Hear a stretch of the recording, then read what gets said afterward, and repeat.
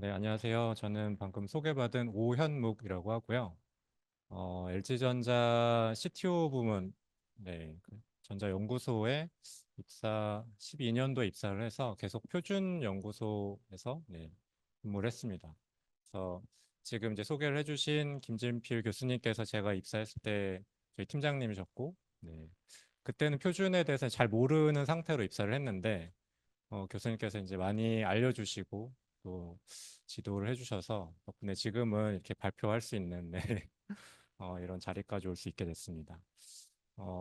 제가 알기로 여러 표준을 좀 하시는 그런 분들도 계시고 또 좀 생소하신 분들도 계실 것 같긴 한데요.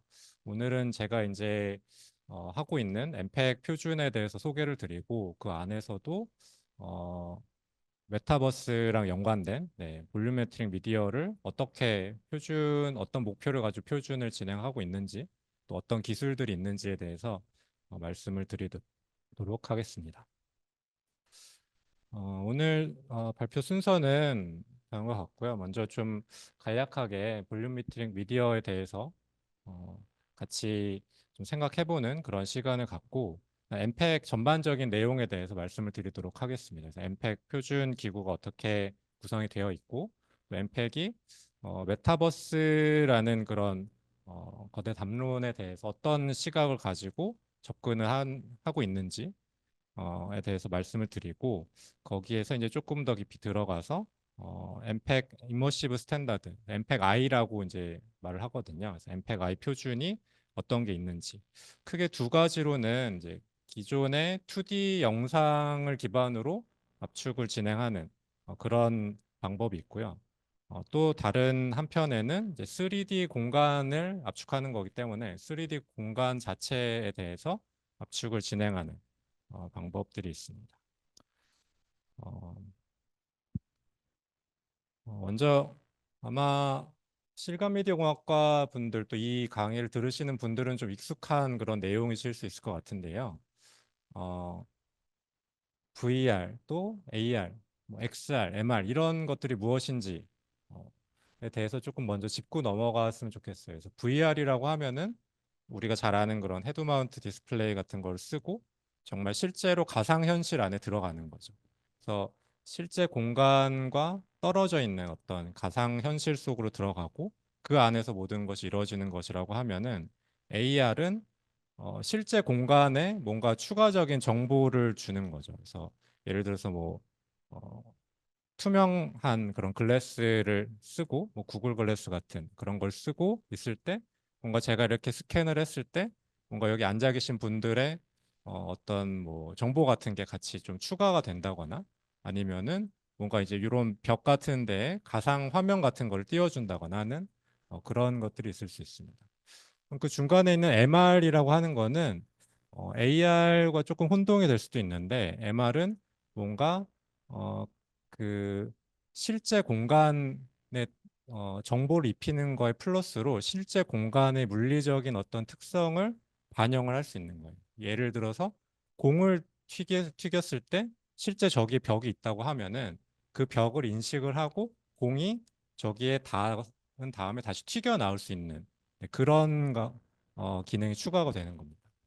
이 세 가지를 이제 다 통틀어서 XR이라고 하는데, 이거는 이제 저도 뭐 전에 들은 얘기라서 정확하진 않을 수 있는데, 이 XR이라고 하는 게 뭔가 이제 그 뭐 VR, MR, AR 이거를 다 통칭하기 위해서 그 X라는 걸 쓰죠. 근데 이게 X라는 게 뭔가 특별한 의미를 뒀다기보다는 정말 그냥 뭘로 하지? 이렇게 정하다가 그냥 우리 뭔지 모르니까 일단 X로 시작하자 이런 식으로 해서 시작했다는 얘기도 있고요. 어, 그래서 이런 뭔가 현실에 있는 그런 실제 물리적인 공간에 추가적인 어떤 정보를 제공하거나 아니면 어, 가상현실 속에서 뭔가 새로운 경험을 제공하는 그런 시도들이 연구가 많이 되었고 실제 우리가 이제 구글 글라스라든지 아니 오큘러스라든지 밑에 보시는 그런 다양한 헤드마운트 디스플레이나 아니면 이제 우리가 핸드폰에서도 그런 경험을 할 수가 있죠. 어, 그래서 XR이라고 하는 스탠드 리얼리티 안에서 우리가 어떤 경험을 할 수 있는지에 대한 유즈 케이스들을 좀 생각해 볼 수 있는데요. 뭐 예를 들면 이런 여러분이 지금 있는 이런 교육 현장에서 뭔가 실제로 우리가 실험을 하거나 실습을 하려면 물리적으로 멀리 거리가 떨어져 있는 아니면 뭔가 접근을 할 수 없는 그런 공간에 있을 때 어떤 가상현실 안으로 들어가서 거기서 이제 저희가 해볼 수도 있겠죠. 아니면은 뭔가 헬스케어 같은 뭐 원격 진료를 한다거나 뭐 이런 때 정말 제가 생각했을 때 가장 크게 이제 우리한테 도움이 될 수 있는 거는 물리적으로 거리가 있는 것들을 극복할 수 있는 그런 어, 기술로서 활용될 수 있다는 점입니다. 음, 그래서 볼륨메트릭 미디어를 한번 획득하는 것에서부터 이제 디스플레이하는 것까지, 그래서 엔드투엔드 시스템을 간략하게 좀 정리를 해봤어요. 그래서 제일 먼저는 3D 공간 안에서 영상이나 아니면은 뭐 음성이나 그런 정보들을 취득을 해야겠죠. 여기는 일단 영상 정보를 위주로 어, 기술이 되어 있고요. 센서들 이제 기존의 2D 영상 같은 경우는 뭐 2D 카메라, RGB 카메라라고 하면은 되는 거였는데 보시는 것처럼 RGB, 뭐 뎁스, 뭐 TOF, 라이다 이런 다양한 종류의 센서를 사용을 할 수 있게 됩니다. 밑에 보시는 그림에서처럼 360도로 뭔가 이제 입체적인 공간에 있는 이 인물을 찍어야 되기 때문에 카메라 여러 개의 카메라를 사용을 해가지고 또 여러 각도에서 촬영을 할 수 있는 걸 보실 수가 있고요. 밑에 보시는 거는 뭐 인텔의 리얼 센스인데 RGB뿐만 아니라 이제 뎁스까지 획득을 할 수 있는 그런 카메라입니다.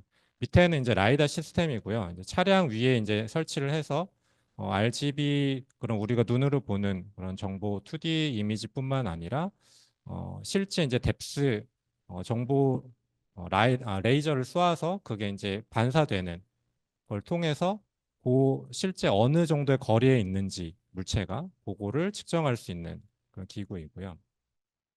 이렇게 이런 기구를 가지고 획득을 하게 되면은 밑에 왼쪽에 여러분 오른쪽이죠. 오른쪽에 보시는 것처럼 이런 어, 서로 다른 각도에서 동일한 장면을 찍은 그런 영상을 획득할 수도 있고요.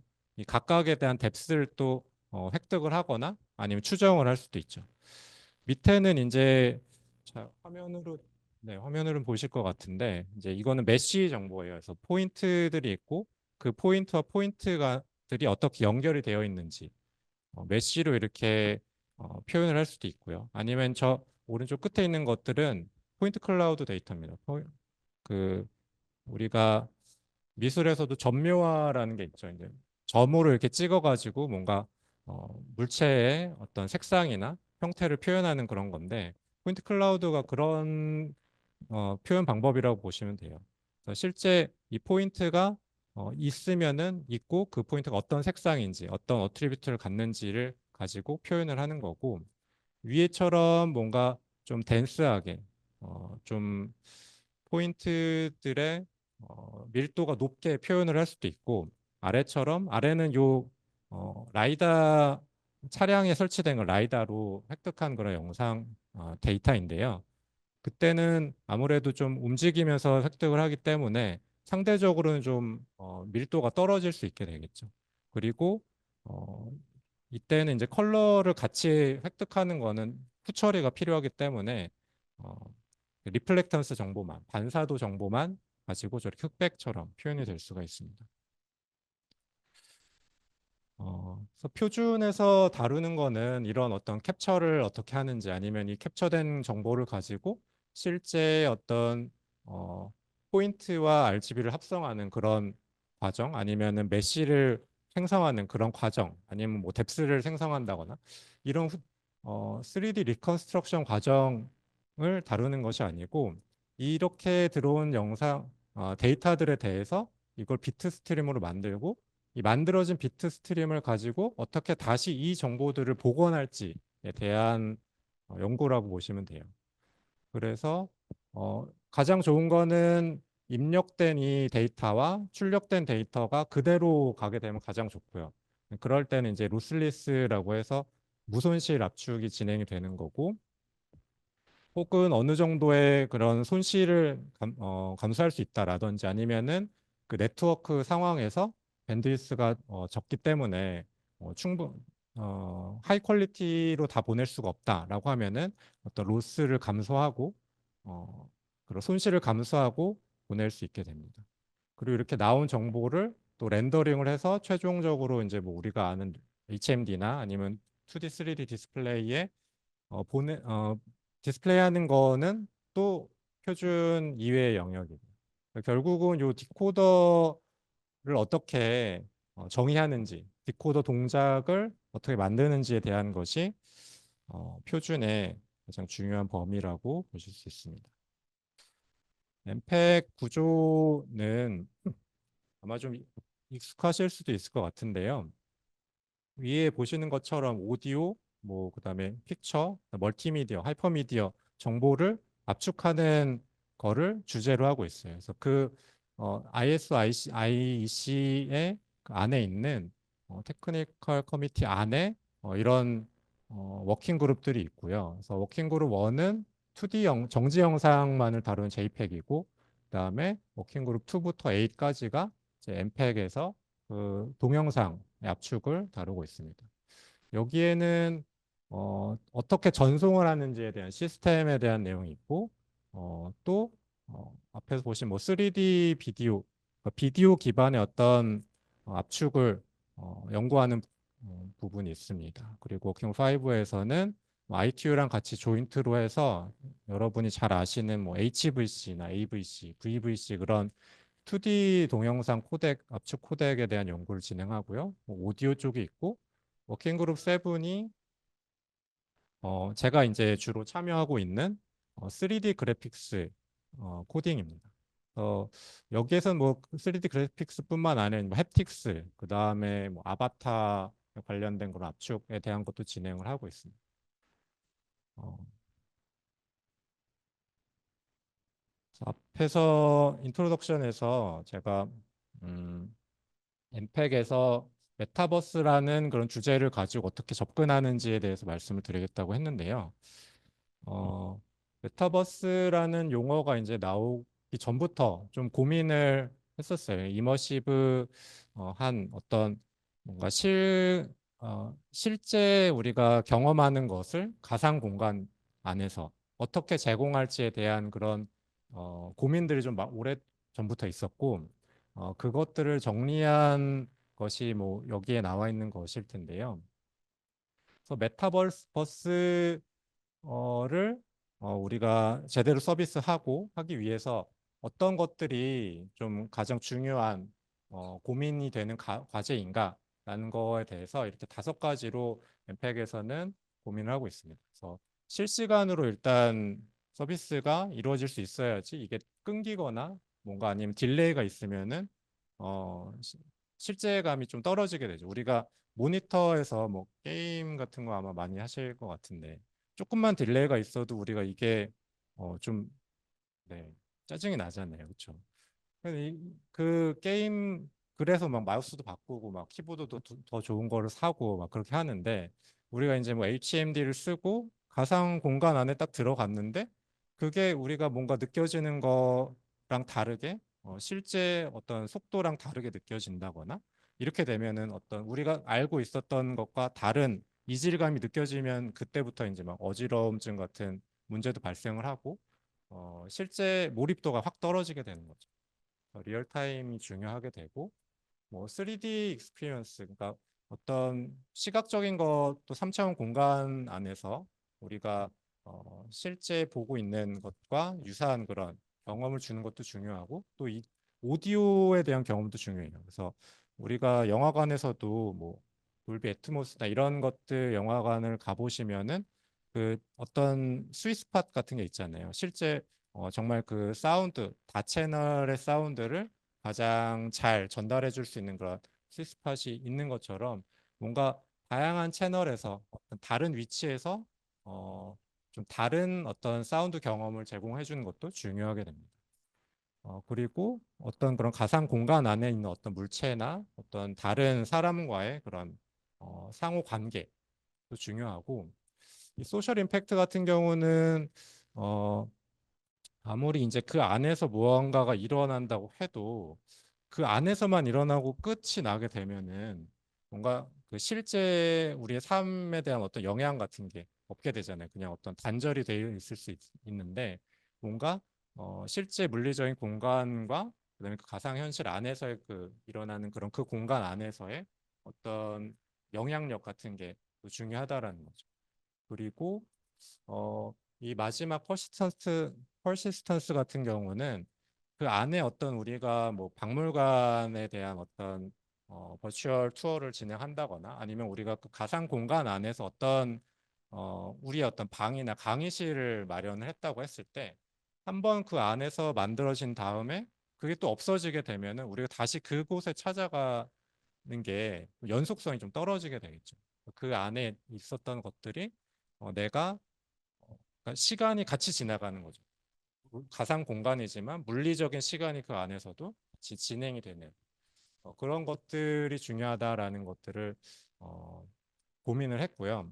이런 과제들을 고려했을 때 이렇게 5가지 시나리오를 잡고 이런 것들을 우리가 해결할 수 있으면 좋겠다라고 해서 엠팩에서 이런 유즈 케이스들을 정리를 했습니다. 첫 번째는 어, 어, 제가 이제 말씀드렸던 그런 5가지 챌린지들과 좀 연관이 되는 것일 텐데요. 가상 공간 안에서 어떤 전시회 같은 거를 가는 거예요. 그래서 그런 전시회에 갈 때, 내가 직접 갈 수도 있겠지만 어떤 아바타가 있고 나만 전시회 가는 것이 아니고 다른 어떤 사람도 같이 박물관에 가가지고 그 안에 어떤 실제 어떤 화면 같은 것들을 제공할 수도 있고 아니면 어떤 그 역사적인 장면 같은 거를 제공할 수도 있죠. 그 장면 안에 직접 우리가 들어가가지고 어떤 뭔가 인터랙션을 하고 뭔가 새로운 정보를 얻고 그다음에 우리가 그냥 책을 읽는 것보다는 화면 동영상으로 보는 게 조금 더 실감이 나잖아요. 여기서는 이제 더 그 안에서 역사적인 현장 안에 우리가 들어갈 수 있는 거죠. 그 안에 들어가서 전쟁 씬이 있을 때 우리 직접 그 전쟁에 참여도 해보는 거고 내가 뭐 장군이 되기도 했다가 병사가 되기도 하고 적이 돼보기도 하고 뭐 이런 경험들을 제공해 주는 거를 어, 고려합니다. 또 다른 이슈 케이스로는 뭐 버추얼 콘서트를 생각할 수가 있어요. 그래서 어떤 여기 이거는 뭔가 음악회 같은 거를 한번 생각을 해보시면 아니면 콘서트 같은 거 그런 장면을 제공하기 위해서는 콘서트 환경이 있어야 되고 만들어져 있어야 되고요. 그 가상 공간 안에 그리고 아까처럼 뭐 나의 아바타가 간다든지 아니면은 아바타보다 좀 더 발전된 거는 저의 모습을 이제 스캔을 해서 거기에 이제 올릴 수 있으면 더 좋겠죠. 그거는 이제 아직은 스캐닝 장비나 아니면 이제 그거를 올리는 데 드는 뭐 그런 데이터 압축이나 뭐 밴드위스 이런 제약이 있으니까 일단 이제 아바타 같은 걸로 시작을 할 수 있게 되고요. 그래서 저 혼자 참여하는 게 아니고 여러 명이 같이 참석을 해가지고 실제 우리가 콘서트에 있는 것처럼 그런 경험을 제공을 할 수 있게 됩니다. 그리고 음, 네. 이거는 이제 버추얼 커머스라고 해서 뭔가 뭐 쇼핑하는 그런 씬 같은 걸 생각해 볼 수 있을 것 같아요. 우리가 쇼핑을 할 때 직접 뭐 백화점이나 아니면 어떤 상점에 가가지고 쇼핑을 할 수도 있지만 우리가 이제 어, 그냥 뭐 인터넷에서 그런 웹사이트에서 우리가 주문을 할 수도 있지만 그것을 실제 물건을 좀 보고 저 같은 경우는 실제 물건을 보고 사는 걸 좋아해가지고 좀 오프라인 매장에 가는 거를 선호하는 편인데 만약에 이제 가상 공간 안에서 우리가 그 물건을 볼 수 있고 뭔가 옷을 실제로 입어봐서 이게 나랑 잘 맞는지 뭐 내 피부 톤이랑 잘 맞는지 이런 걸 볼 수 있으면은 조금 더 선택을 좀 잘 할 수 있을 것 같아요. 뭐. 이런 것들을 좀 구현하기 위해서 뭔가 그 가상 공간 안에서 뭐 드레스룸도 만들고 그다음에 어떤 옷 같은 것도 이제 쭉 있으면 그 안에서 우리가 골라가지고 선택을 할 수가 있고 또 내 아바타 위에 옷 입혀보거나 그런 것들을 할 수가 있는 거죠. 음. 네. 이거는 이제 멀리 있는 그런 사람과의 그런 어떤 협업하는 공간으로서 네, 3D 공간을 메타버스 공간을 활용하는 예시인데요. 사실 이제 지금 줌으로도 지금 이 강의실 안에 있지 않은 그런 분들도 이 강의에 참여를 하고 계신데 이제 조금 더 진보된 그런 형태가 될 수 있겠죠. 그래서 이 가상 공간 안에서는 뭔가 이런 화면 공유뿐만이 아니고 어떤 화이트보드 같은 걸 가상으로 만들고 그 안에 이제 제가 글씨를 쓰면은 다른 분들이 이제 볼 수 있고 또 그 위에 다른 분들이 또 그림을 또 그리거나 뭐 블록도를 그려가면서 확장을 하고 그렇게 협업을 해 나갈 수 있는 그런 공간을 제공을 할 수 있을 겁니다. 또 마지막으로는 이제 디지털 트윈이라고 아마 많이 들어보셨을 텐데 실제 이제 우리가 현실 세계에 있는 공간에 쌍둥이와 같은 그런 복제본을 가상 공간 안에 가지고 있는 거죠. 그렇게 하는 경우에는 아마 이거는 좀 산업계에서 많이 사용이 좀 관심 있어 하는 그런 분야일 텐데 이렇게 되면 이제 어, 우리가 지금은 뭐 CCTV 같은 걸로 이제 모니터링을 하죠. 그냥 이제 화면을 그냥 보면서 그냥 약간 삼자적인 입장에서 뭔가 개입은 할 수 없지만 그냥 지켜만 볼 수 있는 그런 거라고 한다면은 뭔가 여기에서는 뭔가 그 공장의 설비가 있다고 했을 때 공장의 설비가 제대로 돌아가는지 이 안에서 오류가 있는지 없는지를 실시간으로 모니터링을 하고 그게 데이터로 오고 그냥 어떤 수치적인 데이터만 오는 게 아니고 이게 실제 물리적으로 변형이 있을 때 그거를 그 디지털 공간 안에서 반영을 하게 되고 그럼 그 반영이 된 거를 가지고 이 오류를 수정하기 위해서 내가 이렇게 하겠다라고 하는 거를 입력을 하면은 그게 또 물리적인 공간으로 반영이 될 수 있는 그런 어떤 인터랙션을 하면서 리얼타임 모니터링을 하는 거를 유즈 케이스로 생각하고 있습니다. 이런 것들을 고려를 하면서 이제 엠팩에서 다양한 표준들을 개발을 했어요.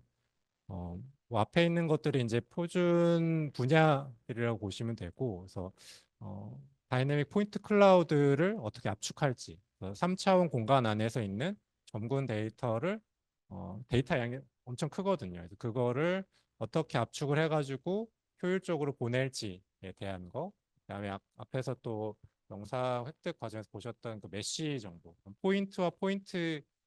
포인트와 그 포인트의 어떤 컬러, 그다음에 뭐 어떤 매터리얼 정보 이런 것들로 이루어진 포인트 클라우드 데이터로도 충분히 영향이 있지만 거기 플러스로 어떤 포인트와 포인트 간의 어떤 연결 관계를 제공을 함으로써 또 다른 어떤 서피스 정보를 또 리얼하게 모델링을 할 수 있고 그런 장점이 있습니다. 또 메시 데이터를 어떻게 압축할지에 대한 것들도 진행이 됐고요. 또 이머시브 비디오나 오디오에 대한 압축에 대한 것도 진행이 됐고 그리고 이제 씬 디스크립션이라고 해서 여러 가지 데이터들을 동시에 처리를 해야 되는데 이것들을 어떻게 처리를 할지에 대한 연구도 진행이 됐습니다.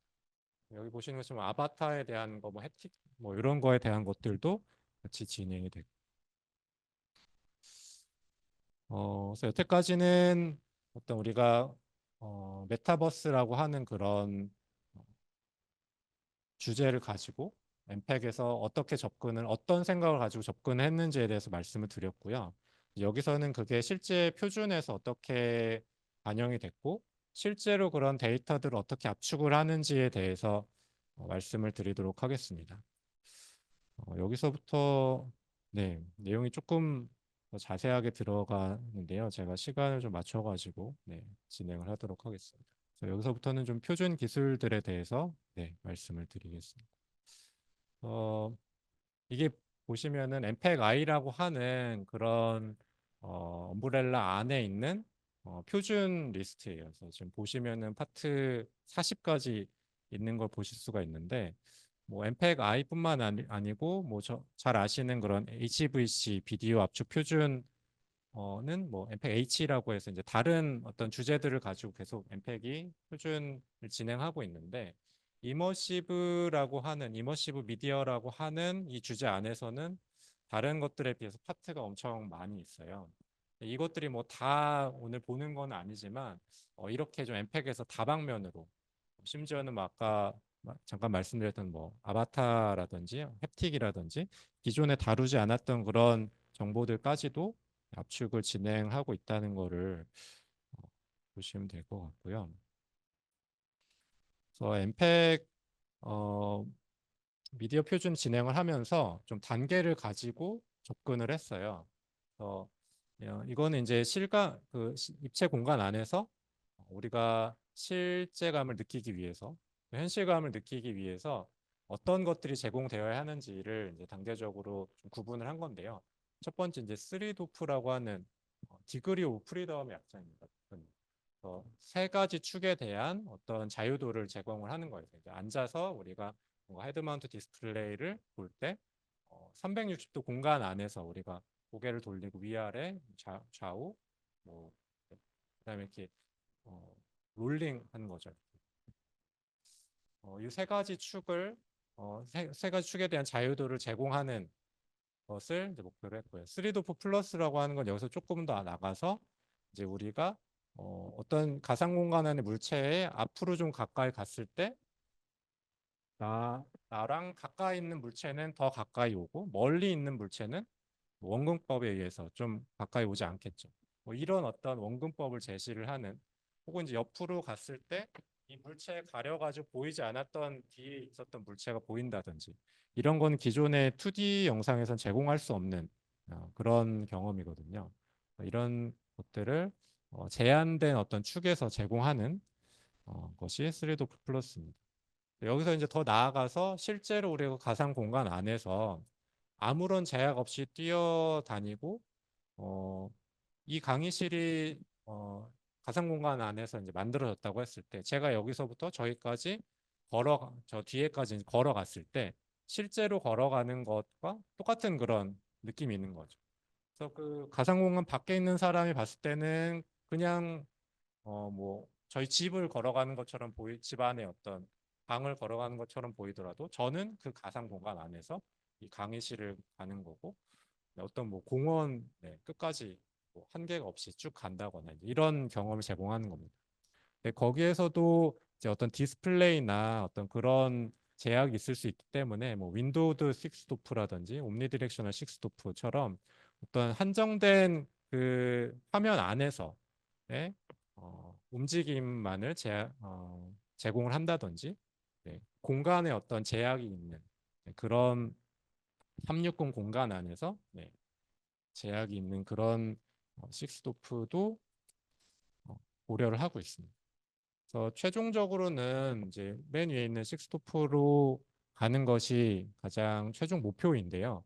아무래도 뭐 표준이 아무리 개발이 되어 있어도 캡처 장비의 한계라든지 뭐 렌더링에 걸리는 시간이나 또 뭐 데이터가 무한정으로 어떤 우리가 그 메타버스 공간을 제공을 하려면은 데이터 사이즈가 아무래도 커지기 때문에 그런 한계들을 고려를 해가지고 아래와 같은 제한된 식스도프를 제공할 수 있습니다.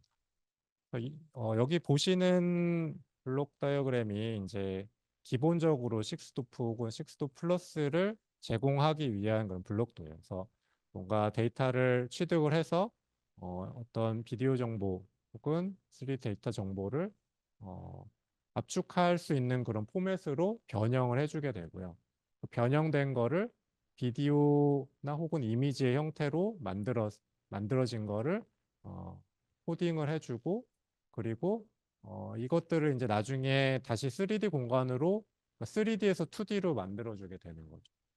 그렇게 됐을 때 이거를 다시 2D에서 3D로 만들어주기 위한 그런 정보, 메타데이터가 전송이 되고 이것이 파일 안에서 전달이 되면은 수신부에서는 이거를 풀어서 오디오 정보는 오디오 디코더에 들어가고 비디오나 이미지 정보는 비디오나 이미지 디코더에 들어가게 됩니다. 그래서 다시 풀어주게 되고 여기서 나온 거는 아직 우리가 바로 쓸 수 있는 그런 3D 정보는 아니고요.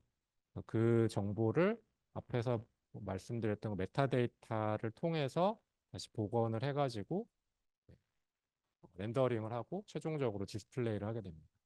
그래서 어, 바로 뒤에 이제 말씀드릴 그 오마프라고 하는 표준이 요 디코더 단을 다루는 어, 부분이라고 보시면 되고요.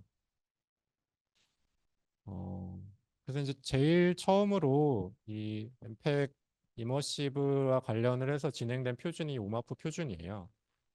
오마프 표준에서는 기존의 이제 2D 비디오를 기반으로 어, 어떻게 그 3D 서비스를 가상 현실 서비스를 제공할 수 있을지에 대한 고민을 한 표준이고요.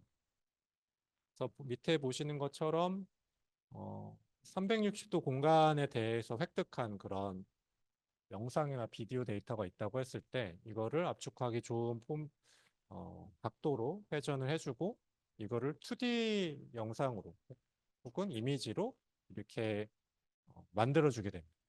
그리고 이렇게 된 것을 조금 더 압축하기 좋은 포맷으로 변형을 해가지고 압축을 진행을 하게 됩니다.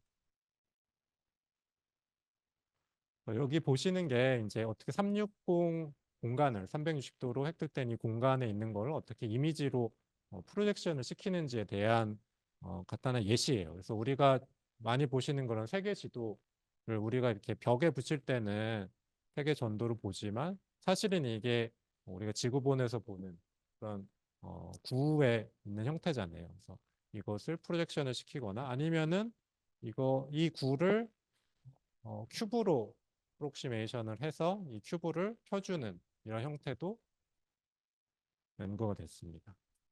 그리고 이렇게 프로젝션이 된 것을 조금 더 압축을 잘 하기 위해서 밑에 보시는 것처럼 로테이션을 시켜서 압축을 할 수도 있고요.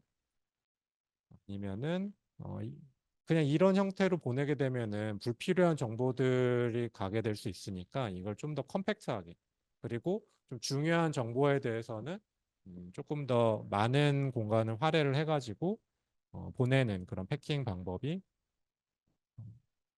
연구가 되었습니다. 이거 같은 경우는 이제 프로젝션 된 그런 2D 공간을 8개로 나눈 게 거예요. 그래서 독립된 8개가 있고 이 중에서 우리가 보고 있는 부분은 우리가 360 헤드마운트 디스플레이를 썼을 때 모든 공간을 다 같이 볼 수는 없잖아요. 우리 눈의 시야각이라는 게 있고 그 시야각 안에 들어오는 부분만을 보기 때문에 그 안에 있는 정보들만 사실 보내주면 되죠.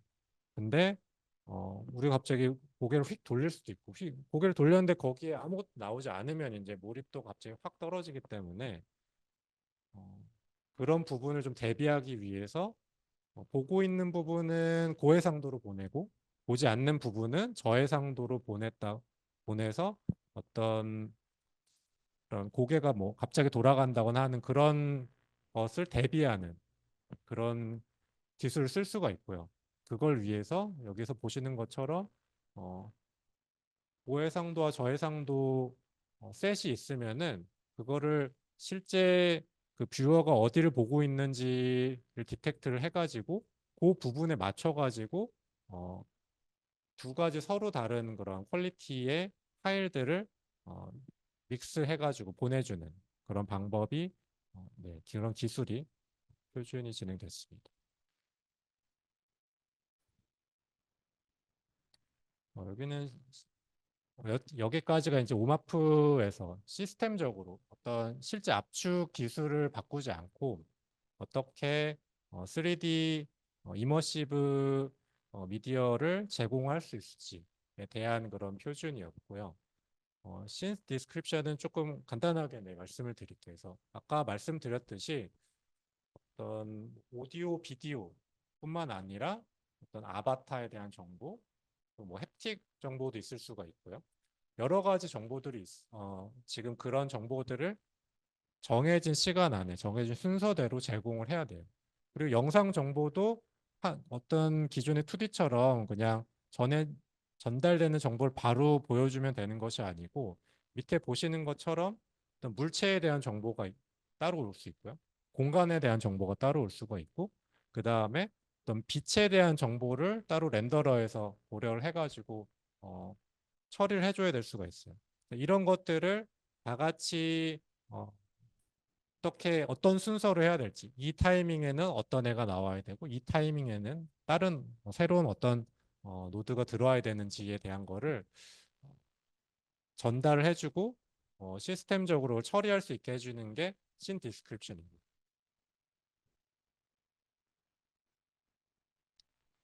음. 음. 여기까지가 이제 시스템적으로 이머시브 미디어를 제공하기 위한 그런 방법에 대한 방법이었다고 하면은 여기서부터는 이제 비디오 기반의 압축 방법에 대해서 말씀을 드리도록 하겠습니다. 비디오 기반의 압축 방법은 크게 두 가지가 있어요. 물론 이제 뭐 이거 여기서 말씀드리는 것 이외에 뭐 MIV나 뭐 V3C 같은 것들도 있지만 이제 여기서는 조금 더 포인트 클라우드 그리고 메시에 좀 포커싱을 맞춰서 말씀을 드리도록 하겠습니다. 이제 밑에 있는 영상들은 VPCC나 VDMC에서 좀 고려하는 그런 중에 데이터셋들이고요.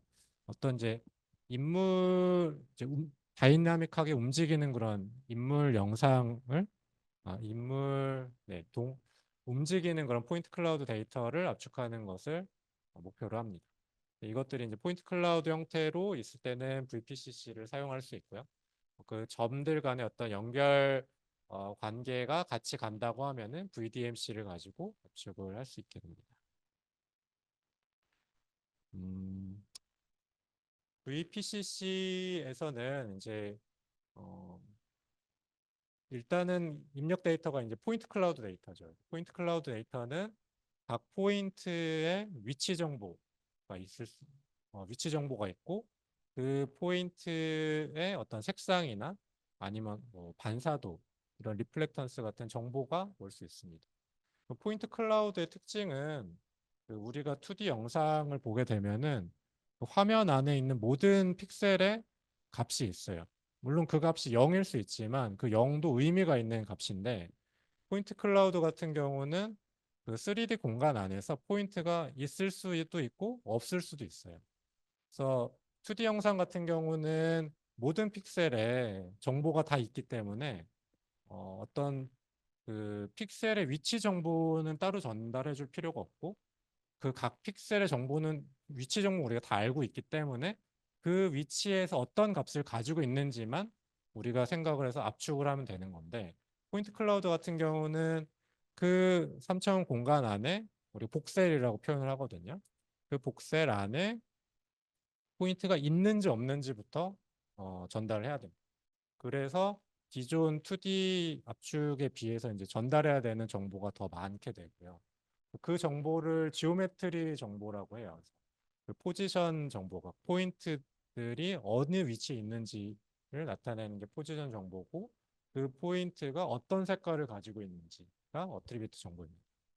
근데 이 VPCC 같은 경우는 그렇게 3차원 공간 안에 분포되어 있는 포인트들을 2D 압축 코덱을 사용을 해서 압축하는 게 목표거든요. 그래서 밑에 보시는 것처럼 지오메트리와 어트리뷰트 정보를 이렇게 2D 도메인 안에 프로젝션을 해가지고 그거를 이렇게 구겨 넣어요. 앞에서 보셨던 이 어, 롱드레스라고 하는 긴 치마를 입은 요 여성분에 대한 데이터를 이렇게 밑에 보시는 것처럼 2D 영상 안에 이렇게 구겨 넣는 거죠. 물론 이제 앞에 보셨던 게 우리는 앞모습만 봤지만 이제 그 3D 공간 안에서 뒤에도 볼 수 있고 뭐 위에도 볼 수 있고 이렇거든요. 그거를 어, 6개의 면으로 그 사람의 모습을 이제 프로젝션을 해서 그거를 패킹을 하게 되죠. 그리고 요 가운데 있는 정보가 이제 오큐펀시 정보라고 해서 이 정보들을 원래는 이제 색깔이 있는 부분, 그러니까 포인트가 있는 부분에 대해서만 이제 색깔이 있겠죠. 그리고 없는 부분 이제 빈 공간이 있게 되는데 그렇게 압축을 하게 되면은 압축 효율이 떨어지게 돼서 이걸 좀 스무스하게 만들어주는 과정이 들어가요. 네, 그렇게 되게 되면은 실제 이게 실제 포인트 아니면 실제 어트리뷰트가 있어서 값이 있는 건지 아니면 스무딩을 위해서 일부러 패딩이 된 정보 인지를 구분해 줘야 될 필요가 있기 때문에 이런 오큐펀시 정보가 따로 가게 됩니다. 그래서 여기에서는 바이너리 데이터예요. 그래서 흰색으로 되어 있는 거는 실제 데이터가 있는 것이고 검은색은 실제로 없는 것이다. 라고 하는 거. 그래서 요 크게 세 가지 데이터를 만들어서 그거를 압축을 해서 전송을 하고 수신부에서는 이제 만들어진 정보를 가지고 요거를 다시 복원을 해서 다시 롱드레스 요 모양으로 만들어주는 이제 이 코덱의 디코더에서 할 일입니다. 그래서 이거를 먼저 압축을 할 때 이제 패치를 만들어야 될 텐데 어, 이 각각의 포인트들의 노멀 벡터가 있어요. 이 포인트가 비췄을 때, 그러니까 요 평면의 어떤 그런 그 수직으로 바깥을 향하는 그런 노멀 벡터들이 각각 있는데 그 노멀 벡터들을 가지고 관련 있는 애들끼리 모아주게 되고요. 뭐 그거를 이제 파이널 튜닝을 해가지고 패치들을 만들게 되고 이 패치들을 아까 보여드렸던 것 같은 그런 영상 안으로 패킹을 하게 됩니다. 뭐 이때 이제 아무래도 3D 공간 안에 있는 어떤 물체를 표현을 해야 되기 때문에 그 물체에 어떤 두께가 있을 수가 있고요. 아니면은 어떤 뭐 앞면과 뒷면이 같이 프로젝션이 될 수도 있어요. 얇은 물체 같은 경우에는. 그런 것들을 좀 고려해주기 위해서 두 개의 레이어로 나눠서 프로젝션을 했을 때 가까이 있는 면과 멀리 있는 면을 각각 구분을 해주는 그런 고려도 들어가게 되고요. 아까 요 패딩은 이제 아까 말씀드렸던 압축 효율 향상을 위해서 네, 스무스하게 만드는 그런 과정입니다. 어, 네. 그리고 이 정보들 사실 저렇게 영상이 갔을 때 사실 디코더에서 아무리 2D 영상을 디코딩을 한다고 해도 이게 원래 어떻게 구성되어 있는지 알 수가 없잖아요. 프로젝션이 됐는데 이게 앞모습을 프로젝션 한 건지 뒷모습을 프로젝션 한 건지 우리가 뭐 눈으로 보면 알 수는 있지만 그걸 일일이 다 눈으로 할 수 없으니까 그런 정보들이 메타데이터로 가게 됩니다. 패치 이게 원래 어떤 프로젝션 면에서 온 것인지 그다음에 뭐 각각의 그 패치의 크기라든지 그런 정보들이 가게 되고 네, 오큐펀시 맵 같은 경우는 이제 코딩 효율을 좋게 하기 위해서 이렇게 네 가지 순서를 가지고 할 수 있는데 결국은 0 아니면 1이기 때문에 같은 애들이 몰려 있을 수 있는 그 조합이 가장 좋은 조합이 뭔지를 선택해가지고 보내게 됩니다.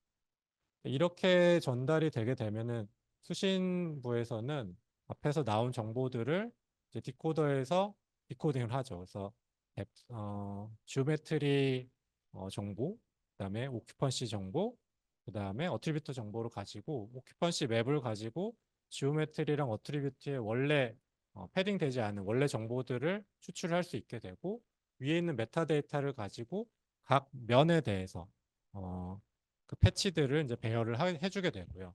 면에 배치된 그 패치들의 실제 이제 뎁스를 알아야 되잖아요. 3D 공간 안에서. 그럼 그 뎁스를 밑에 있는 수식과 같이 요 지오메트리 정보를 기본이 되는 이 뎁스에다가 각 픽셀에 있는 그 뎁스 패치 안에 있는 패치 위치에 각 주어져 있는 지오메트리 정보들을 더해서 실제 포인트 뎁스를 구하게 됩니다. 음, 네, 여기까지가 이제 어, 점군 데이터, 그러니까 포인트 클라우드 데이터를 압축하기 위한 방법이었고요. 요건 이제 어, 비, 메쉬로 구성이 되어 있을 때에 대한 압축 방법입니다. VDMC라고 해서 다이내믹 메쉬를 압축하기 위한 방법이 있고요. 어, 메시 같은 경우는 조금 다른 점이 포인트 정보만 있는 게 아니고 그 포인트 간의 관계를 또 전달해야 되잖아요. 근데 이게 아무래도 고해상도일수록 포인트들의 간격이 좁을 거고 그러면은 그 관계 포인트와 포인트의 연결성을 나타내주는 그 정보가 또 많이 전달이 돼야 되겠죠.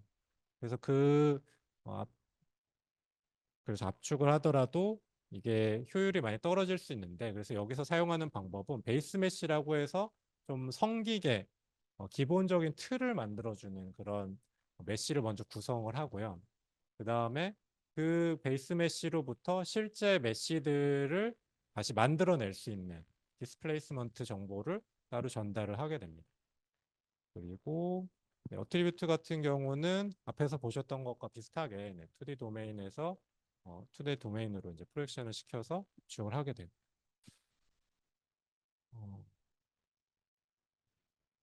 뭐 여기에서는 뭐 베이스 메시를 이제 압축을 할때 뭐 아무래도 메시를 압축을 하는 거기 때문에 그냥 물론 2D 이미지 비디오 코덱을 이용을 해서 압축을 하겠지만 그것을 2D 비디오 코덱으로 만들기 전에 이 베이스 메시를 압축할 수 있는 그런 방법이 툴이 필요해요.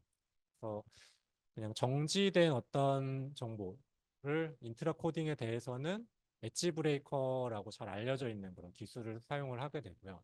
이거는 삼각형들의 조합으로 되어 있는 그런 메쉬를 효율적으로 이제 순서대로 압축하기 위한 방법입니다. 그리고 어떤 시간 축상에 있는 정보들 간의 관계를 잘 압축하고 싶다라고 하면은 그 모션을 고려를 해서 엠팩 모션 코딩을 이용을 하게 됩니다. 네. 디코더에서는 앞에서 이제 전달된 베이스 메쉬와 디스플레이스먼트 정보, 그다음에 어트리뷰트, 그다음에 아틀라스 정보를 가지고 이 아틀라스 이제 앞에서 보셨던 오큐펀시 맵이랑 뭐 비슷한 그런 기능을 한다고 보시면 돼요. 그래서 이 2D 이미지로 프로젝션 되어 있는 애들이 실제로 이게 어떻게 구성이 되어 있는지 3D 공간 안에서 그 정보를 담은 거고 그것들을 가지고 베이스 메쉬로부터 어, 베이스 메쉬와 디스플레이스먼트 정보를 가지고 실제 메쉬를 구성을 하고 그 위에 이제 어트리뷰트를 입혀서 최종적으로 3D 메쉬 정보를 코딩을 하게 됩니다. 여기까지가 비디오 기반의 압축 방법이고요. 음, 가장 큰 특징은 비디오 기반 압축 방법은 기존에 개발이 되어 있는 2D 비디오 코덱을 활용을 한다는 거예요.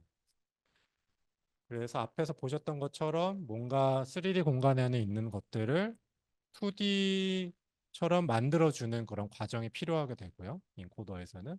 디코더에서는 그 2D로 만들어져 있는 거를 각각을 떼어내서 3D 공간 안에 잘 배치하는 그런 과정이 필요합니다.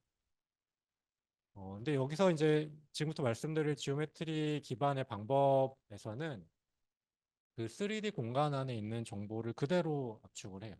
그 3D 포지션, 뭐 X, Y, Z 축 안에 분포되어 있는 그 지오메트리 정보를 그대로 압축을 하고 또 각각의 어트리뷰트를 압축을 하는 거죠. 그래서 그런 어떤 후처리 같은 앞에서 보셨던 그런 추가적인 과정은 필요하지 않게 됩니다. 엠팩에서 이제 그 지오메트리 기반의 압축을 위해서 크게 이제 두 가지 기술이 개발이 됐어요. 그래서 뭐 보시는 것처럼 그 가장 기본이 되는 거는 GPCC라고 해서 Geometry Based Point Cloud Compression 방법이고 그것에 대한 뭐 이네스트 버전 그리고 어떤 좀 덴스한 솔리드 데이터를 압축하기 위한 어, 코덱이 있고 라이다 데이터를 압축하기 위한 코덱이 있습니다. 여기서는 일단 가장 기본이 되는 GPCC하고 Enhanced GPCC에 대해서 말씀을 드리도록 하겠습니다. 어, 앞에서 이제 비디오 기반의 압축 기술에서는 좀 덴스한 포인트의 밀도가 높은 그리고 360도 공간 안에서 어떤 그 오브젝트를 바라보는 카메라들이 찍은 그런 데이터를 압축하는 데 목표가 있었다고 하면은 지오메트리 베이스드 포인트 클라우드에서는 좀 제너럴한 모든 포인트 클라우드를 압축하는 걸 목표로 하고 있습니다. 그래서 보시는 것처럼 앞에서 보셨던 그런 다이내믹한 그런 휴먼 센트릭 오브젝트에 대한 압축도 진행을 하지만 뭐 박물관에서 볼 수 있는 그런 유물들을 찍은 그런 것들도 있을 수 있고요. 아니면 어떤 건물 외형이 될 수도 있고 이거는 건물의 내부를 찍은 거예요. 그래서 건물 내부를 여기서는 방 하나만을 보여주고 있긴 하지만 이제 여러 방을 다 이제 훑고 다니면서 찍은 그런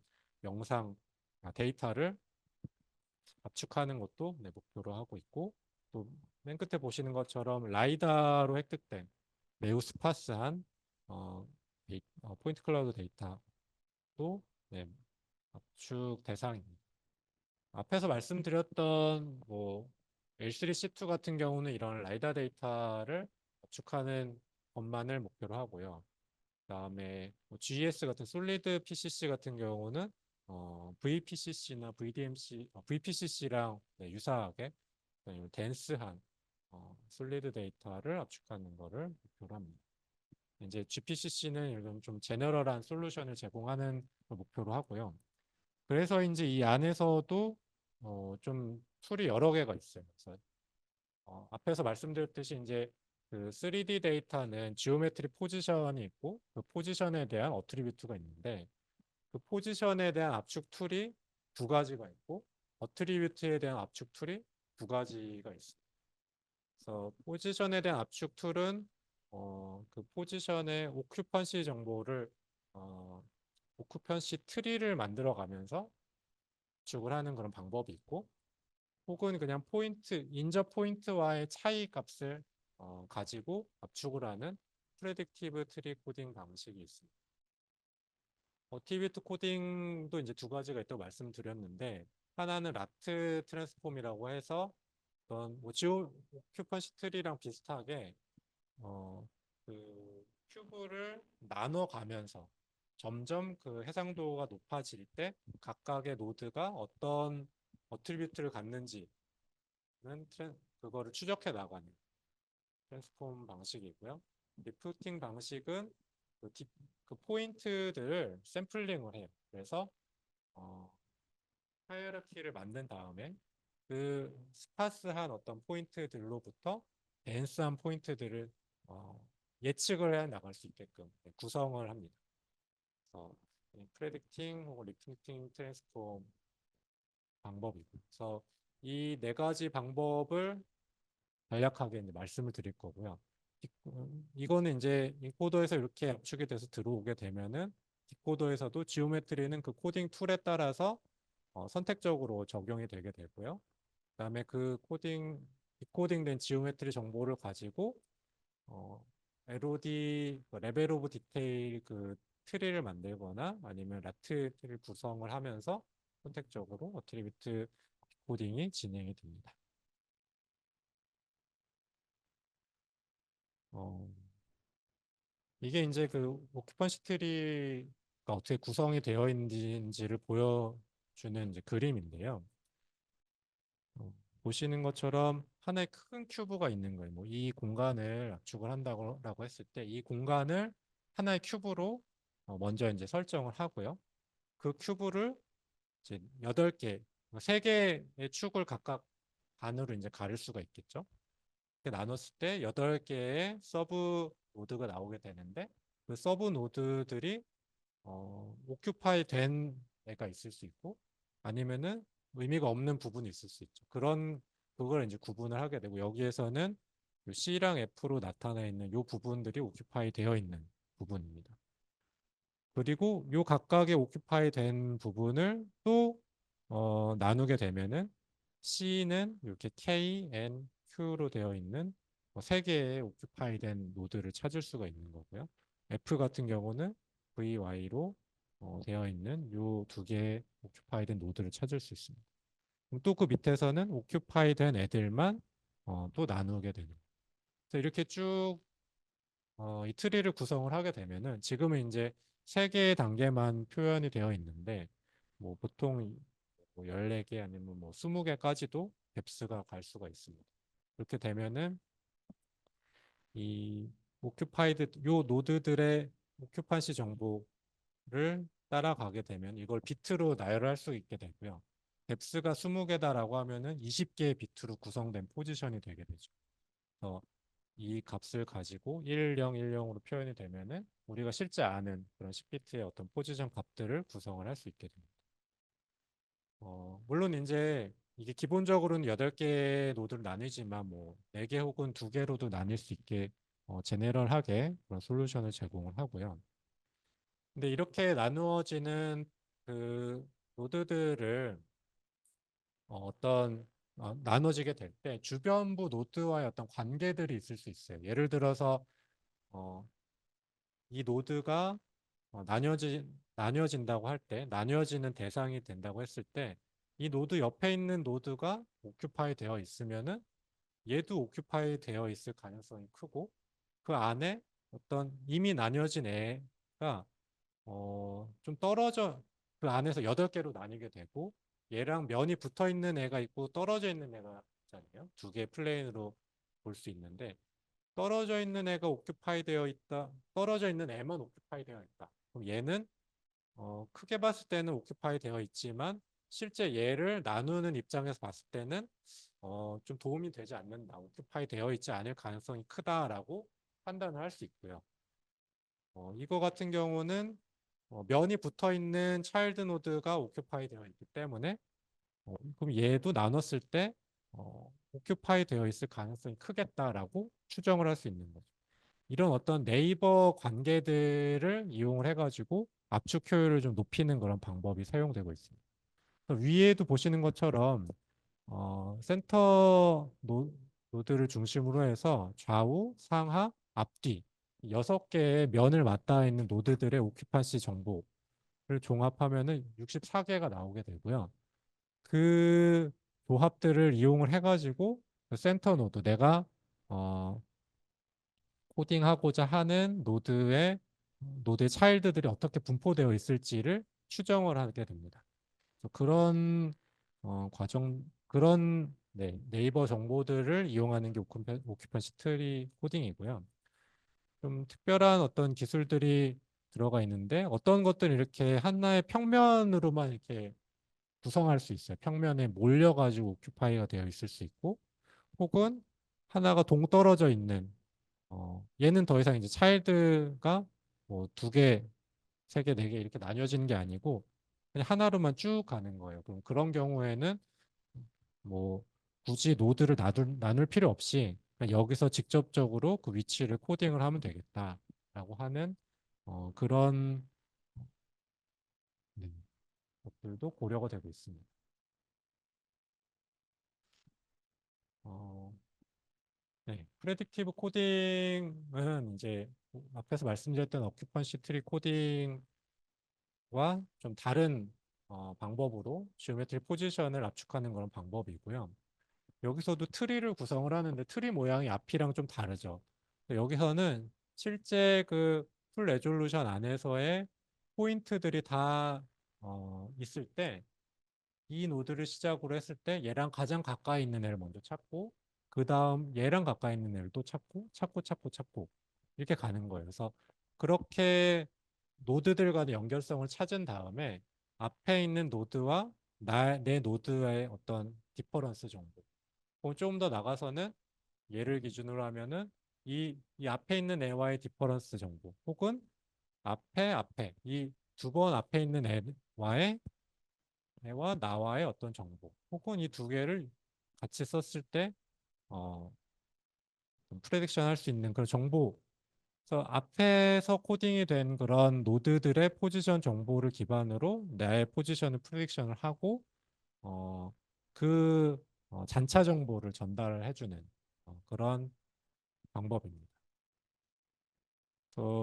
프레딕티브 코딩 같은 경우는 좀 빨리 코딩을 할 수 있다는 그런 장점이 있고요. 로우 딜레이 어플리케이션들에서 사용이 될 수 있습니다. 그리고 좀 더 특징적인 거는 어, 스피닝 라이다가 GPCC 데이터 대상 중에 하나로 들어가 있는데 스피닝 라이다를 고려를 해서 어떤 기존에 우리가 보고 있는 이런 3차원 공간뿐만 아니라 스피리컬 도메인에서의 코딩을 지원을 하게 됩니다. 그래서 뭐 여기 보시는 것처럼 스피리컬 코디네이트 상에서의 레지듀얼이 있고 그다음에 카테시안 코디네이트 안에서의 레지듀얼이 존재를 하게 되고요. 뭐 이렇게 스피리컬 코디네이트에서 했을 때는 카테시안 코디네이트 레지듀얼이 옵셔널로 전달이 됩니다. 무슨 말씀이냐면은 XYZ로 표현되어 있는 포지션 정보가 들어왔을 때 이것을 스피리컬 코디네이트 알파이 세타로 변환을 해주게 돼요. 변환을 해주고 이 알파이 세타 도메인 상에서 압축을 진행하는 거예요. 이 도메인 상에서 앞에서 보셨던 프레딕티브 트리를 구성을 하게 되고요. 구성이 그리고 프렉션 한 다음에 어, 예측한 정보와 실제 내 포지션 정보를 가지고 그 두 개의 차이를 인코딩을 하게 됩니다. 근데 XYZ에서 이제 알파이 세타로 변환을 할 때 변환 오류가 발생할 수 있거든요.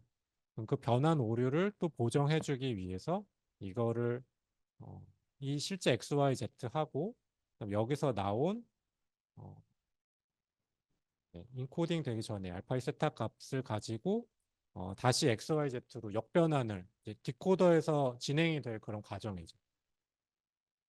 그렇게 나온 XYZ, 에스티메이션 된 XYZ랑 실제 XYZ 값을 차이를 구해서 요거를 추가적으로 보내주게 됩니다. 그래서 이 추가 정보가 가게 되면은 실제 우리가 이제 소비하는 공간이 XYZ 공간이라고 하면 인 경우가 많기 때문에 그 XYZ 카테시안 코디네이트 상에서는 어, 로슬리스하게 네, 옵셔널 정보까지 고려했을 때 로슬리스하게 포지션을 사용할 수 있게 됩니다. 네, 어트리뷰트 코딩 툴에 대해서 간략하게 말씀을 드리겠습니다. 앞에서 말씀드린 것처럼 라트 그리고 프레딕팅 리프팅 트랜스폼이 있고요. 라트는 뭐 수식이 여기 있는데 어, 이-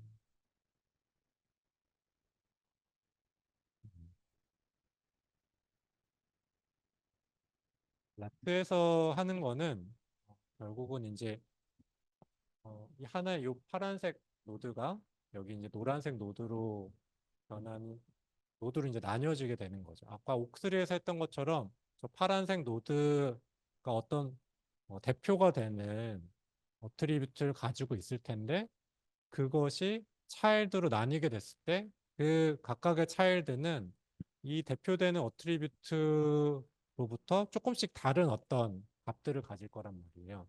그것들을 어떻게 어떤 차이를 가지고 가질 수 있는지에 대해서 어, 압축을 하는 건데요. 추정을 하는 건데 그때 이 라트 같은 경우는 8개로 나누는 과정에서 하나의 어떤 에버리지에 해당하는 DC 값을 만들고 각 축 방향으로의 X축, Y축, Z축 방향으로의 하이 프리퀀시 정보들을 생성을 하게 됩니다. 그 정보들 그래서 8개의 각각의 노드에 대해서 하나의 DC, 7개의 AC 성분들을 가지게 되고 그 값들이 각각의 노드들의 일단 어트리뷰트들을 구성을 하게 되고요. 그것들을 이제 추정을 어떻게 할지가 중요하게 될 텐데 음, 여기서 이제 업샘플링이라고 하는 방법이 이제 사용이 됩니다. 그래서 밑에 보시는 것처럼 어, 이 빨간색으로 되어 있는 게 이 파란색으로 앞에서 보셨던 페어런트 노드에 해당하게 되고 이 파란색으로 되어 있는 게 이제 차일드 노드예요. 이 차일드 노드의 어트리뷰트를 프레딕션을 해야 되는데 그때 이, 이 파란색 노드의 페어런트, 나의 페어런트의 어트리뷰트와 그 다음에 페어런트들의 네이버들의 어트리뷰트를 사용을 해가지고 이 거리 가중치를 두고 추정을 하게 됩니다. 이렇게 각각의 8개에 대한 추정값이 나올 수 있고요. 그리고 실제 이 차일드들의 어, 어트리뷰트가 있을 수 있겠죠. 그럼 그 실제 값과 추정된 값과의 그런 차이를 가지고 요 차이를 전송을 해주게 되고 이 추정치는 음, 여기서 했던 것과 똑같이 디코더에서도 페어런트의 어트리뷰트를 가지고 추정을 할 수 있습니다. 디코더에서는 추정 페어런트 노드들의 어트리뷰트를 가지고 차일드 노드의 어트리뷰트를 추정을 하게 되고 전달된 어, 디퍼런스 값들을 가지고 실제 값들을 복원을 해주게 됩니다. 음, 뭐, 이때도 아까 오큐펀시 트리에서 했던 것처럼 인접해 있는 그런 차이드들의 어트리뷰트 값을 이용을 해가지고 프레딕션 성능을 높이는 그런 방법들이 사용이 됩니다. 프레딕팅 리프팅 트랜스폼 같은 경우는 LOD를 만든다고 말씀을 드렸는데요. 밑에 보시는 것처럼 포인트들 10개의 포인트가 이렇게 구성이 되어 있다, 나열이 되어 있다고 했을 때 이 포인트들을 그룹으로 나누는 거예요. 첫 번째 그룹은 이 빨간색으로 표현되어 있는 LOD 제로가 되고 두 번째 그룹은 이 빨간색 으로 표현되어 있는 그룹에 플로 초록색이 포함된 LOD1으로 표시된 이 두 번째 그룹. 그다음에 마지막 그룹은 이 모든 파란색까지 포함된 10개의 포인트로 구성된 그룹이 되고요. 그럼 그룹마다 포인트 숫자가 이 예시에 따르면 4개, 7개, 10개 이렇게 구성이 될 수 있겠죠. 포인트 구성하는 방법은 이 처음 시작되는 이 포인트로부터 일정한 거리에 있는 것들을 제외했을 때의 나머지 중에 가장 가까운 또 근데 그때 이제 이 순서가 좀 반영이 되긴 합니다. 그리고 그 다음으로 가까운 거. 그래서 이 빨간색들을 보면 어느 정도 좀 성기게 이렇게 샘플링이 된 걸 보실 수가 있죠. 그리고 이것들을 제외한 나머지 중에서 이제 초록색들은 또 네, 똑같은 방법으로 네, 샘플링을 하게 됩니다. 그래서 보시게 되면은 LOD 제로는 이 빨간색 노드들만 생각했을 때 좀 포인트들이 성기게 이렇게 분포하게 되고요. 초록색이 조금 한 번 더 추가가 되면은 그거보다는 한 단계 좀 거리가 좀 좁혀져 있는 그러니까 포인트들의 덴시티가 좀 늘어나게 되고 파란색까지 포함이 되면은 이제 여기에서는 여기서 이 포인트들에서 제공할 수 있는 최고의 퀄리티를 어, 보여줄 수 있게 되겠죠. 여기에서 이제 프레딕션을 할 때는 LOD 순서대로 이제 전달이 돼요.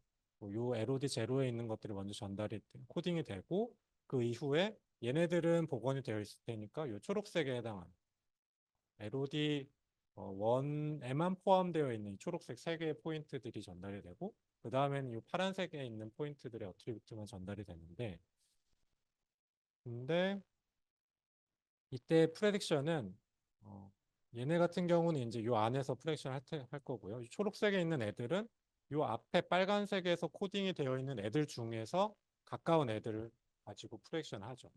예를 들면 P1 같은 경우는 P0, P4, P5 세 개를 가지고 이 어트리뷰트를 예측을 할 수 있게 됩니다.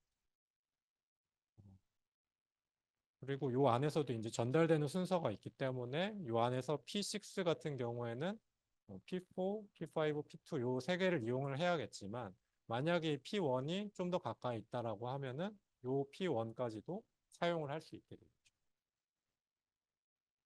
음.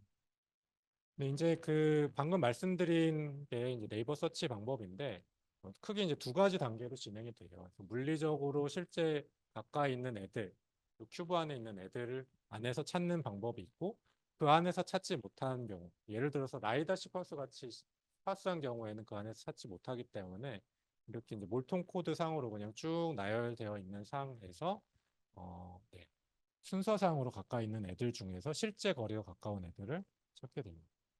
이거는 풀서치를 할 수 없기 때문에 좀 속도를 빨리 하기 위한 그런 방법이고요. 리프팅 트랜스폼 같은 경우는 그 앞에서 말씀드렸던 그 프레딕팅 트랜스폼에서 조금 더 이제 압축 효율을 향상시키기 위해서 사용하는 그런 방법이고요. 어, 그 LOD마다 고주파 성분과 저주파 성분을 나누게 되고 그 저주파 성분들을 또 나누게 됩니다. 저주파 성분을 나누게 되는데 그때 프레딕션에서 발생하는 그런 에러, 이 고주파 성분과 저주파 성분이 있고 이걸 가지고 프레딕션을 하게 되고 그때 실제 성분과 프레딕션 성분과의 차이를 업데이트 해주는 과정이 포함이 됩니다. 이 업데이트 되는 과정을 통해 가지고 그런 추정 에러들을 계속 보완해 줄 수 있는 그런 방법입니다. 음, 여기까지가 이제 GPCC에 대한 방법이고요. 이네스트 GPCC는 이제 GPCC를 확장하는 기술이에요.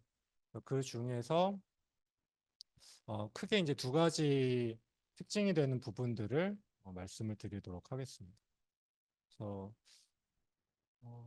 하나는 이제 인터프레딕션이고, 인터프레딕션은 말 그대로 연속된 어떤 포인트 클라우드 데이터들이 있을 때, 시간 축상으로 연속된 데이터가 있을 때, 그 이전 프레임과 현재 프레임과의 어떤 관계를 같이 고려를 해주는 그런 방법입니다.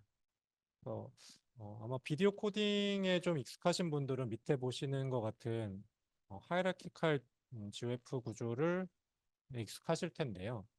그래서 이게 이제 시간 축상으로 그냥 연속 그냥 이게 시간 축상으로 이제 보여지는 그런 타임이라고 하면은 얘네들을 그대로 그 순서대로 압축을 할 수도 있지만 압축 성능을 좀 높이기 위해서 앞에 것과 그다음에 맨 뒤에 요 하나를 이제 GOF 그룹 오브 프레임이라고 하고 먼저 하고 그다음에 중간 걸 하고 그 중간 그다음에 그 사이에 있는 걸 그런 순서로 하게 되면은 이거를 압축을 할 때 앞에 것과 이제 뒤에 거를 같이 고려를 할 수 있게 되죠. 그래서 앞에 있는 것들만을 사용을 했을 때 움직임이 리니어하다고 하면은 뭐 예측이 가능하겠지만 갑자기 움직임이 바뀌게 되거나 그런 경우를 좀 대비하기 위해서 뒤에 있는 움직임 벡터를 사용하기 위해서 이런 구조를 사용하게 되고요. 뭐 옥트리 코딩 같은 경우는 각각의 오큐판시 코드가 이렇게 되어 있을 때 어, 이전 프레임 그 다음에 이후 프레임에 있는 같은 대상이 되는 오큐판시 정보들 같은 위치에 있는 노드들에 대한 오큐판시 정보들을 가지고 네, 활용을 하게 됩니다. 그래서 각각의 어, 앞에서 쓸지 뒤에서 쓸지를 정해서 이 첫 번째 노드 같은 경우는 앞에서 가져오게 되고 두 번째는 뒤에서 가져오게 되고 혹은 뭐 두 개를 융합해서 쓰고 이런 걸 이제 플래그로 전달을 해줘서 사용을 하게 되고요.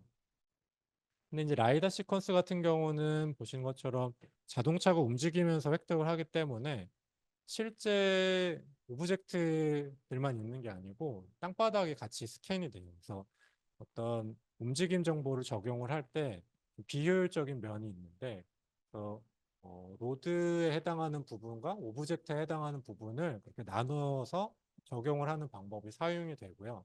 이때 스레솔드를 줘서 어떤 구간 안에 있는 어떤 위치, 그 높이 방향으로 어떤 구간 안에 있는 애들만 로드에 해당한다. 이렇게 판단을 해서 선택적으로 적용을 하게 됩니다. 프레딕티브 코딩 같은 경우에서도 유사하게 사용을 하는데 이때는 실제 포지션들을 가지고 하기 때문에 어, 이제 커런트 포인트가 있고 이 현재 프레임 안에서 이렇게 코딩이 되는 순서예요. 그래서 이 코딩이 먼저 된 애가 있을 때 이 코딩이 된 애의 포지션을 알고 이 이전 프레임은 이미 다 모든 포인트가 코딩이 완료가 됐기 때문에 이 포인트랑 대응되는 포인트를 찾고 그 전을 찾으면은 얘가 유사할 가능성이 가장 크겠죠. 요 포인트 또 혹시 모르니까 얘까지 같이 사용을 해가지고 프레딕션을 하게 됩니다. 근데 여기서 이제 이거는 글로벌 모션을 적용하지 않은 프레임이고 글로벌 모션을 같이 적용을 해서 어, 했을 때 모션 컴펜세이션이 된 프레임이고요. 이 프레임에서의 대응되는 위치의 노드, 그다음에 모션 컴펜세이션 되지 않은 노드까지 모두 고려를 해주게 됩니다. 라트에서는 뭐 시간이 많이 없으니까 빨리 말씀을 드리면은 이 트리 레벨 안에서 이전 프레임 정보를 사용할지 말지를 플래그를 따로 줘요. 그래서 그 플래그를 가지고 레벨마다 인터 프로젝션을 쓸지, 아니면 인트라만 쓸지, 아니면 같이 쓸지 이 플래그를 가지고 적용을 하게 되고, 그 안에서도 실제 이게 유효한 이전 프레임 정보를 쓸 때 실제 유효한 정보인지를 판단을 해서 사용을 하게 됩니다.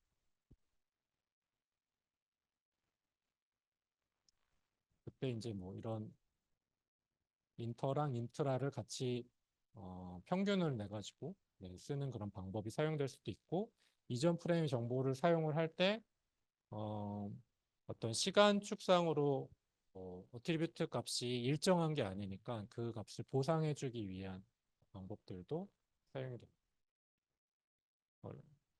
프레딕팅 리프팅에서 인터 프레딕션은 이제 앞에서 말씀드렸던 네이버 서치를 이전 프레임에서의 대응되는 포인트의 네이버를 찾는 것들도 포함이 되는데요. 그때 이제 프레딕션 성능도 높이고 또 속도를 빠르게 하기 위해서 밑에 보시는 것 같은 이런 스케일 팩터를 적용을 하게 됩니다. 이 스케일 팩터는 뭐냐면은 이니셜 서치 안에서 들어오는 이니셜 서치에서 네이버 캔디데이트를 3개를 찾는데 네이버 캔디데이트 3개를 다 찾게 되면은 더 이상 이 익스텐디드 서치를 갈 필요가 없거든요. 이게 시간도 많이 잡아먹고 부정확할 수 있어서 이 안에 들어오는 포인트를 많이 만들어주기 위한 방법이고요. 그래서 그 스케일을 적용을 했을 때 실제 물리적으로는 멀리 있지만 걔네들을 이제 압축해가지고 요 안에 주변에 있는 포인트들이 다 들어올 수 있게끔 해주는 그런 방법입니다. 마지막으로 말씀드릴 게 이제 FGS인데요.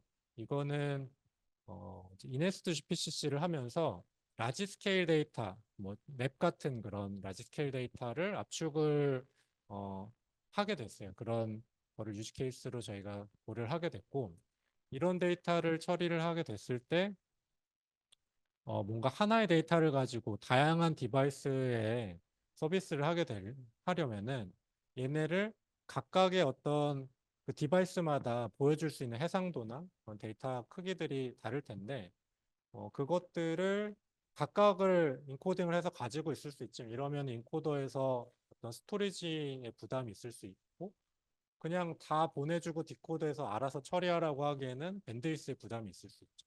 이거를 단계적으로 서비스할 수 있는 그런 하나로 인코딩을 해서 비트 스트림을 가지고 있고, 디바이스에 맞게끔 얘네를 전달하든지 아니면 디바이스에서 얘네를 빠르게 선택해서 디코딩을 할 수 있는 그런 방법으로 개발이 됐고요.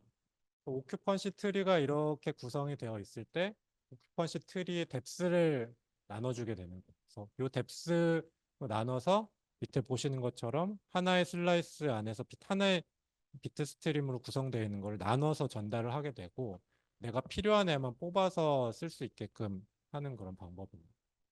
예를 들어서 이 전체에 대한 걸 다 할 필요가 없다. 나는 요 위에 있는 정보들만 가지고 하겠다. 그러면은 뎁스가 낮기 때문에 되게 스파스한 정보가 되겠죠. 스파스한 애만 쓰려고 하면은 요 첫 번째 슬라이스만 뽑아가지고 코딩을 하게 되면 되고, 기존에는 얘네를 다 디코딩을 했어야 되는 건데 그걸 할 필요 없이 얘만 그냥 디코딩을 해서 보여주면은 더 빠르게 또 효과적으로 보여줄 수 있게 됩니다. 또 하나는 이제 특정 영역에 대한 것만 보여주고 싶다라고 하면은 요거에 해당하는 애를 뽑으면 되고, 근데 이제 이때는 오큐펀시 트리가 연속 수직 방향으로 뎁스 방향으로 연속성이 있기 때문에 이 아이들의 얘랑 관련되어 있는 첫 번째 또 여기 FGS1이라고 되어 있는 애, FGS4라고 되어 있는 이 세 가지를 같이 해주게 됩니다. 근데 뭐 7개를 전체를 하는 게 아니고 3개 슬라이스만 뽑아서 하기 때문에 훨씬 시간도 그렇고 효율이 있게 됩니다. 밑에가 이제 뭐 실험 예시인데요. 이게 어떤 길을 찍은 거예요. 그래서 길을 찍은 건데 포인트 수가 125만 개 정도고, PLI 이제 그 화면에 보여줄 수 있는 데이터 사이즈가 14만 킬로바이트 정도 되고, 비트스트림 사이즈는 26메가바이트 정도가 되는데요.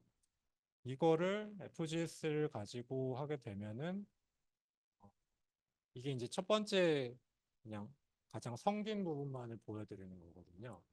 그러면은 비트스트림 사이즈가 0.5% 정도만 가지고도 보시면 사실 이제 가까이 보시면 좀 성긴 게 보이긴 하는데 이 전체 맵을 앞에 원래 데이터랑 비교를 해서 보시면은 뭐 이런 부분이 좀 성기긴 한데 어떤 이 전체적인 큰 뭐 길이 어떤 방향으로 가여 있는지 뭐 이런 거를 볼 때는 이 정보만으로도 충분한 거죠. 사용된 뭐 레이어 그룹 수가 하나고 FGS 하나만 이제 디코딩을 하게 되는 거고 또 다른 예시로는 필요한 부분만을 아까 리전을 선택을 할 수 있다고 했는데요. 이렇게 레이어 그룹 3개 중에서 단계에 따라서 영역이 나뉘어져 있는 애들을 선택을 하게 되면은 전체 원래 FGS 15개 중에서 10개를 선택을 해서 디코딩을 한 거고 이렇게 되면은 전체 중에서 60% 정도 비트 스트림 사이즈로 우리 관심 있는 영역에 대한 정보만 이렇게 볼 수 있게 됩니다. 네. 어, 제가 오늘 엠팩 표준에 대해서 좀 말씀을 드리고 싶어서 너무 준비를 많이 했나 봐요. 시간 다 썼는데. 어, 일단 오늘 뭐 말씀드린 거는 메타버스라는 그런 주제를 가지고 엠팩에서 어떤 기술들을 염두에 두고 했는지에 대해서 말씀을 드렸고요. 엠팩 I 표준에서는 뭐 3도프 플러스 그다음에 6도프까지 해당하는 이런 유즈 케이스들을 가지고 처음에 오마프 표준 비디오 기반의 오마프 표준으로 시스템적으로 접근을 했고 이제 실제 데이터를 압축할 수 있는 방법들이 이제 개발이 됐고 두 가지 크게는 비디오 기반의 또 지오메트리 기반의 방법들이 있다는 것을 소개를 드렸습니다. 제 발표는 네, 여기까지 마치도록 하고요.